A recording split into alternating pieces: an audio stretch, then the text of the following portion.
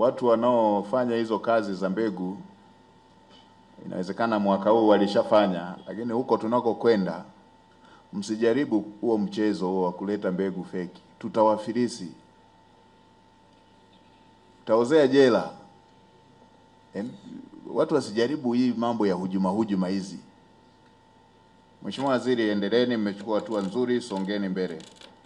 Lakini ndo nawapa habari hiyo, serikali tutachukua hatua kali.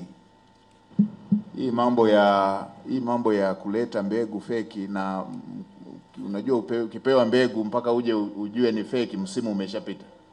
Hata ukipata nyingine ndio hivyo, msimu umeshakupita. Sasa anaye hujumu namna hiyo anataka kutulaza njaa nchi nzima, huyo hatuwezi tukamruhusu akaendelea kuzurura tu hewani hivi. Tutachukua hatua kali zilizopitiliza.